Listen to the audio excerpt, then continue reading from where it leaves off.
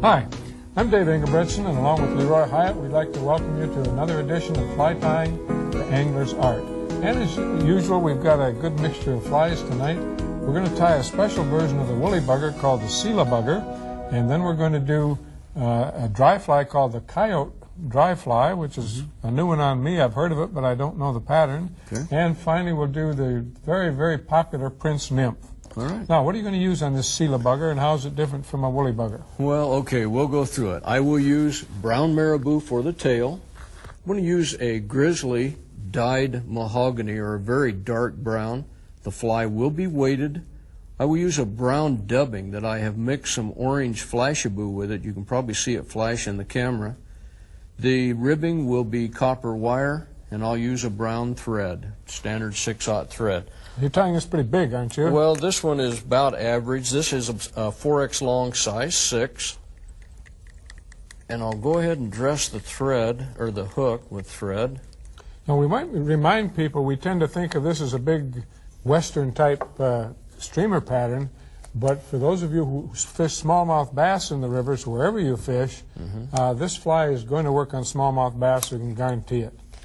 Well, I first saw this fly tied in Seattle 2 or 3 years ago, and I didn't pay a whole lot of attention to it. I thought, yeah, that's nice, I'll go home and tie some. Well, I got home and couldn't match the fly exactly, so I went back a year or two later, and he was back again. Denny Rickards is the guy's name that was tying it, and this time I remembered it. I tried it first of all on a lake, phenomenal fly on a lake. Then I've tried it in on the Clark Fork in Montana. Works very well. I remember one thing Denny said. He said, now, you guys just use this in the lakes because I don't want you in the streams using my fly because you'll fish it all out. And I thought to myself, yeah, right. But it does work very well. And I suspect if you tie it in a burnt, dirty orange and use it for smallmouth in a stream, it'd look pretty much like a good crayfish pattern. Could well. So you bass fishermen out there, especially you smallmouth fishermen, you'd be alert to this one. But this one, when that large stonefly does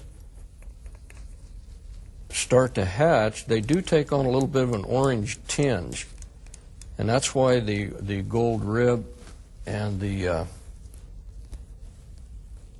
orange in the dubbing. So you think the fish might be taking this as a big salmon fly nymph? Evidently, yes. I really think they are. Huh. Now I'll go ahead and pull just a few fibers of this off and tie it in. I'll clip those butts off. I don't need them. And this tail is really tied reasonably short for a woolly bugger. If they're going to take it as a nymph, yeah, it shouldn't be too long. Pinch that off with my thumbnail. I did not cut it. If you pinch it off, it'll come out a little smoother. Now I'm going to take a piece of the copper wire, and this is a little bit different way too, maybe, of doing this. Maybe some of the viewers have not seen this. I'll leave the copper wire all the way back here at the back. I'm not going to tie the hackle in at this point. Now you can see that's really a nice, pretty dubbing. Yeah, and this is the variation that you were telling me about ahead of time, that most of the time you'd wrap that palm ring hackle in right after the rib and then dub the body and wrap the hackle. But notice he's not doing that now. He's going to do the body before he puts in the ribbing material and essentially put that rib on backwards. Well, this just really works better for me, so I've just kind of stuck with doing it this way. Now we'll just start this rib forward. I mean, this taper it, I suppose, fairly it will taper, yeah. As soon as it starts up on that wire, or that lead, it will start to taper real well. But when you put this fly in the water, it looks like it's just emitting an orange light from the inside, if the water is anyway clear at all. And tell us about the dubbing again, that you dyed it straight and added the little bit of orange flashabou. It's not a blend of colors? No. Denny used a real seal fur. I don't have access to that much seal, so I'm using an African goat. It's called fiery brown color. I was going to comment on that. Probably why it was called the Sela bugger, because it did use the real seal. He did really use seal, which would have even more of a iridescent glow to it. Yes, very much. Now, he did not mix any of that flashabou in with that. He did not blend any of it. Well, that's probably a good idea, though, since you're not using the real seal. Yes, it does help the fly. And you could even add a little pinch or two of orange dubbing into a blend. I'm sure you could. If you wanted to give it a little more rusty color. Now I'm going to tie this hackle on at the front. And again, you're tying the big end in. I'm tying the large end in, and then I'm just going to palmer this to the rear. And I want this in really fairly wide palmered sections. Now, how am I going to capture that hackle? I still have my rib back here, so I'll just grab it with about 3 or 4 wraps of that ribbing, and that will hold that in place very well. And now I'll just come forward with this rib, which will also bind down that hackle and make the fly that much more durable. And you're not counter-wrapping it. I am not counter-wrapping. The only thing I really wrapped backwards, in essence, was the hackle. Yeah. And for viewers that might not be familiar with the term, when we say counter-wrap, we're talking about wrapping in the counterclockwise direction. I had to stop and think that through. Instead of the clockwise direction. Instead of. Yeah. Normally, when you wind things on the hook, you wind over the top of the hook and away from you, which is essentially then in a clockwise rotation. And then just build yourself a little head here. You know, the first time I used this fly in a stream was on the Clark Fork in Montana. And I didn't know for sure if it would work or not, but I would not go back to fish that stream again without it, especially early in the year. Well, that's interesting. Well, certainly a good-looking fly, and again, just a different variation. I've got to alert you smallmouth fishermen out there. I know that's going to catch smallmouth and maybe make it a little bit rustier color. A little bit more orange color, you mean? A little bit more, because it's heavily weighted and it's going to get down and it might look like a crayfish. Yeah, it well might. But that's if I the was out on the Seelabugger. Susquehanna or some of those smallmouth rivers that we know are good, boy. You can come in here now and pick out. I just broke my bobbin, or my bodkin. You are so strong. I am. But that's the Seelabugger. That's always impressed me about you. Okay. The tail is brown marabou. The ribbing is copper wire. The dubbing is fiery brown with orange mixed in with it. And the hackle is dyed brown.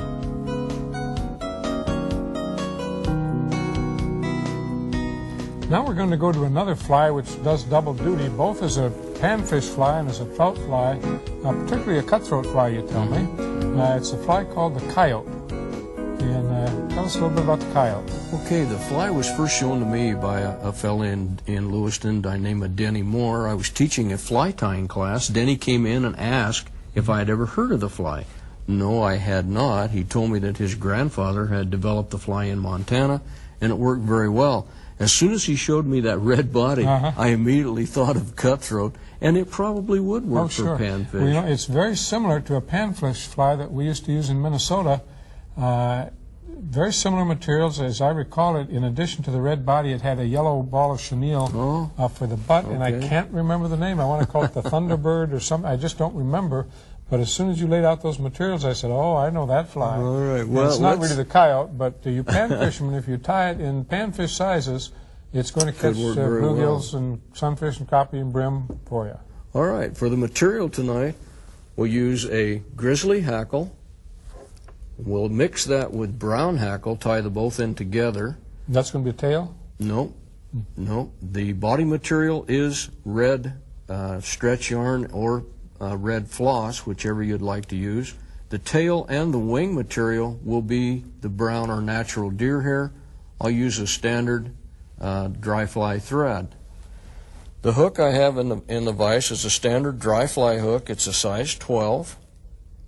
I'm going to go ahead and start this thread, dress the hook, run it to the rear, like always. And then I'm going to take just a little section of this natural deer hair, which will become the tail. You know, I've noticed when you tie that your materials are so appropriate to what you're doing. You've got, for example, beautiful deer hair in various sizes. You've got long when you need long, and you've got light when you need light colors, and now short and very fine and uniform.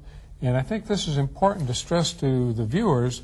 is that when we say any particular material, whether it's deer hair or whatever it is, that doesn't just mean grab a hunk of the stuff. That's right. But look for the appropriate type for the job you're trying to do. Yes. Because this fly would look considerably different if you had other type of deer hair. Too large. Now you can use a lighter color. You could even use a light elk hair if you wanted to do the same thing. You know where in the deer this might have come from? Because that's so short and uniform. Well, I'll make the tail, again, about the length of the shank of the body, or the shank of the hook. I'll cut this off at an angle. Now, I'm not going to pull hard on that yet. I'm just going to very soft wrap, and then I'll come back a little harder. And I want to make sure that I get that bound down good so it's not going to roll around the hook at all. Now I'll take a piece of this, either red yarn or red floss or this stretch nylon, either one. I like that stretch nylon better than floss in most cases because it won't change color as much. It holds its color very well in the water, and it's quite water resistant. It will float well. A little trick, I don't know if I've mentioned it before, but if you are using floss for applications that call for floss, if you give it a drop or two of Rod Builder's color preserver, it will strengthen the body, but it will also prevent that color change when the fly is wet. Well, I bet it would. Yeah. I only started doing that in the last year or so, and it, like on a Royal Coachman, it keeps that red band. Now I'll run this forward, and you can see it does make a nice little red body. And for some reason, at least I found it this way, cutthroats seem to really key in on red. I think they do. Red body. I can't tell you why, but they sure do. Now this wing, we've talked about this a little before, will be tied trude style, which is just laying back over the top. And again, for viewers that aren't familiar with the term, it's trude, T-R-U-D-E. We'll lay it up here, get a measurement, and I'll trim it off at an angle. Again, I'm going to soft wrap till I get all the butts bound down, and then I'm going to come back harder. Make sure it all stays right on top of the hook. I've got some straggler butts hanging down here. I'll just come in and trim them off. I want to go over this just one more time. Now I'm going to put a little drop of this rubber-based glue on it, and then I'm going to wrap the hackle right into it. It serves two purposes. Not only does it bind the hackle well, it also will soak into those butts, and it will not let that fly move now, or that we wing. Have new viewers to the show all the time, and we keep referring to this rubber-based cement, and we've described how to make it several times, but it probably is in order to do it again. That when we're talking about this rubber-based cement, basically we're talking about this synthetic rubber material that you repair tennis shoes with. There are a number of different brands out there available, but you get some of that stuff and you thin it down with either toluene or lacquer thinner, and get it to the consistency you want. And it really is helpful, especially in deer hair operations. And when it dries, it's there. It's there forever. Now I've wrapped a brown hackle forward, and I'm going to come with the grizzly, take one wrap behind, and then just kind of zigzag through. I zigzag that so it does not bind down the hackle that I just wrapped on. Now I'll capture the grizzly while I'm right there, trim them both off, and that's nice with this long saddle. You can save those and tie another fly with it. Sure. I'll put you a small finish that whip fly on up, and you take it cutthroat fishing, and I'll go out and catch me a mess of brim. Oh, really? I'll bet you could. Oh, yeah. I'll bet you could. Now that's the Might make coyote. it a little smaller. Yes. I'll rotate it around so you can get a good idea of what it does look like. You can see that red body just really shine through. Yeah. And the brown and grizzly kind of set off that deer hair. Dress the fly, float it through a heavy riffle, and see what it does. Should float very well. It will. That's the coyote. It has deer hair wing and tail, a red body, and brown and grizzly hackle mixed.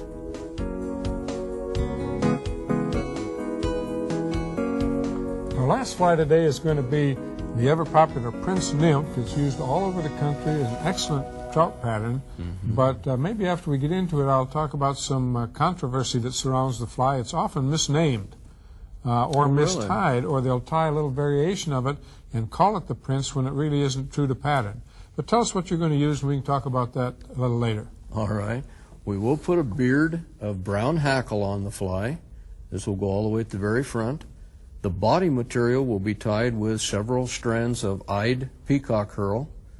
The tail will have 2 brown goose biots, and the wing cases will be 2 white goose biots. And I really have no idea what those represent. I don't either. But it's a very effective fly. And we'll rib the fly with the oval gold tinsel. Standard black dry fly thread will be used. I have a 2X long size 10 in the vise. And I will dress the hook shank, as we always do. And I don't know, have we mentioned why we dress this hook shank? Well, you may have, but I think it bears repeating because it's something I always do too, and I think it's important. I'll get some a brown goose biot up here, and I'll be cutting it off while I'm talking about that. What it does, it puts a base of thread down on the hook shank so that the material that you're going to put on that hook shank now will not slip around. Yeah, it just overwraps the thread, kind of bind it in. It makes the hook a little softer. It sure does. And we've said it before, but we'll tell you again what the biots are, B-I-O-T-S. If you look at the wing quill of ducks or geese or turkeys, but especially ducks and geese, you'll find that the main part of the feather is off to one side of the stem, but on the short side of the stem, which is really the leading edge of the feather, are these short, stiff fibers, pointy feathers called biots. And that quill has just been stripped separated. Off, yeah, just separated from the wing quill. And you'll see the shape of these things as they go in, and they're very effective when used as nymph tails or in some cases as antenna. Now this has a natural curvature to it. You can see it's now curving up, and I want that curve to go away from me, so I'm going to lay it on the opposite side of the hook of my cell and tie it in place. Now I can adjust that length just by pulling on the biot and forcing it through. This one now I will have on my side. And the orientation of the plane of the feather is really parallel to the water. It's flat. Yes. And now I'm going to just run along and dress or tie the rest of those butt sections down. You know, it's possible some patterns do want those biots in a vertical position too, and you can bind them to the side of the hook without turning them over. So that's you what have your I've option. done. Yeah, I have bound this in that way. But you have your option of whether you want them flat and parallel to the water or standing up edgeways. Now, I put a little coating of the rubber-based cement on. Now I'm going to get the ribbing, and I'll cut a small section of this ribbing off that we'll use to go up through that peacock. Some people use a narrow flat tinsel for ribbing, but I much prefer the oval. I do too. I've just always used it. And then the body material, we'll use the peacock herl.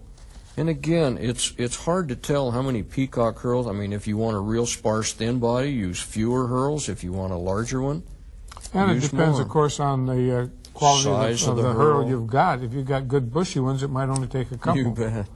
All right, I cut off the tips, and I always tie them in by the tips because that's where the most of the herl is, at least the better probably herl. A little more flexible too. When you come to wrap it on, they don't break. Now I'm going to take one wrap around. I want to go behind my ribbing, and I'm going to clip those butt sections off. I don't need them there at all. And now, like we've done in other shows, I'm going to just make a little peacock rope. By wrapping that around that tying thread, it makes that peacock very durable. It will not break on you as readily. If it does break, it won't come unwrapped. That's right. Now I've gone one wrap behind the ribbing, so that ribbing, when I do wrap it on, will not come down over the tail. And you did put some of that tacky rubber-based cement on the thread, didn't you? On the base of the hook. Yeah. Yes. On the thread wrap of the hook, so that it's probably still just tacky enough, so it'll help hold that body down even better. I've come up to the front. I'm going to go ahead and tie this down. Take a couple of good wraps on that. Oh, I was going to tell you about this little controversy, and I hope I get this straight for the sake of my friends who are pretty fussy about such things, and I'm sure to hear from them if I don't. Gene Trump, I'm talking about you. Most people, this, as far as I know, is the standard tie with the brown biots for the tail and the white biots for the wing cases.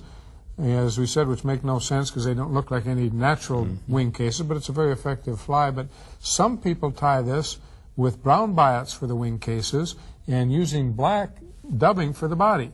And this is another fly with a different name, and it's got brown in the title, and I can't even, at this point, I've got a mental block, I can't think of what the other name is. I'd never heard of that. But if it's got black fur dubbing body and brown buyout wing cases, it's not a prince, it's something else. Okay. Now I'm going to reverse wrap this rib, and I don't want the wraps real close together. I'll just come forward with it. Now reverse wrapping it, in this case, helps it stand out from the hurl. It doesn't go down and disappear, and it also reinforces the body again. Correct. So this should be a very durable body. You've got the rubber-based cement underneath it. You've got it wrapped around the thread and being bound down. You've got it reverse wrapped with the hackle. That thing's not going to come apart. No, I hope not anyway. Now I'll get a brown hackle, and I'm going to do it a little bit different this time than we've done on other shows. I'm going to just grab a hackle here, and I'm going to tie a beard. Now, a beard, or sometimes they call it a throat hackle, it just comes underneath the hook. Same thing. Yeah. What I'm going to do is just pull a very few of these fibers off. I'll pull them off both sides of this feather. I wish maybe it was a little bit longer, but we'll see if we can make it work. I've got them as even as I can get them. And this is where a rotary vise comes in nice. I've just turned the vise over. Now it's exactly as if you were going to tie in a tail. If I can get them laid on top of there. All right, I'll do it the other way.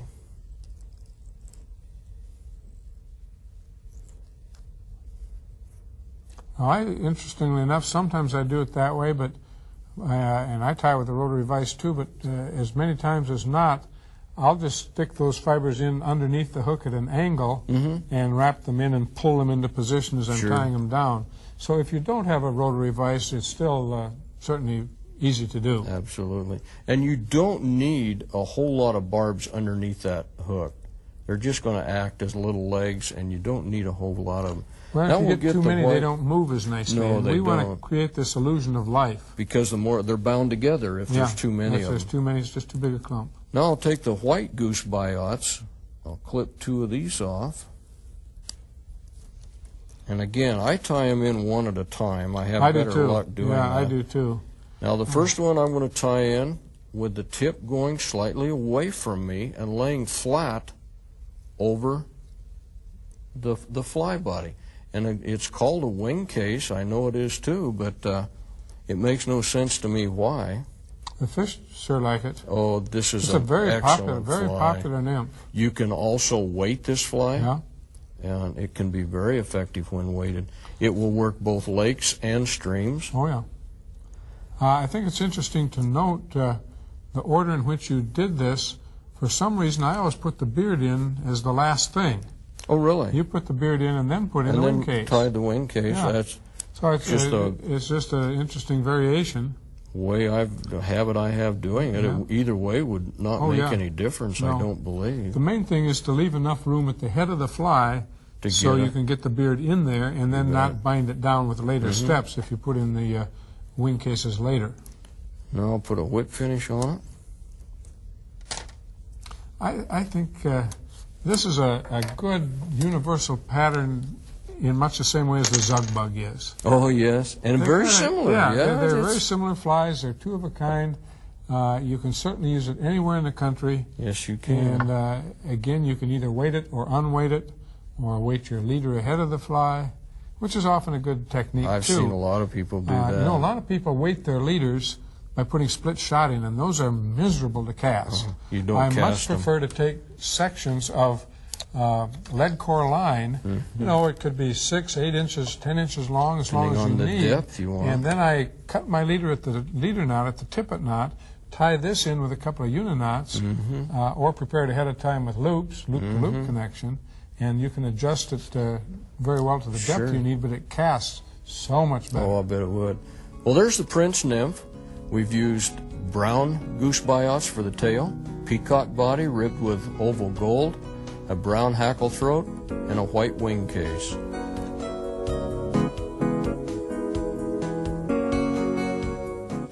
Thanks a lot for watching, and we'll see you next time here on Fly Tying, the Angler's Art.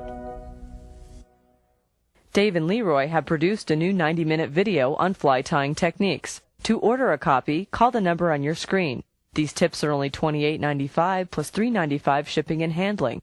Please have your credit card ready and call 1-800-883-0124 to order fly tying techniques. You can also order the programs in this series. There are 3 programs on each 90-minute tape for $22.95 plus shipping and handling. Call 1-800-883-0124 and order your fly tying videos or the techniques tape.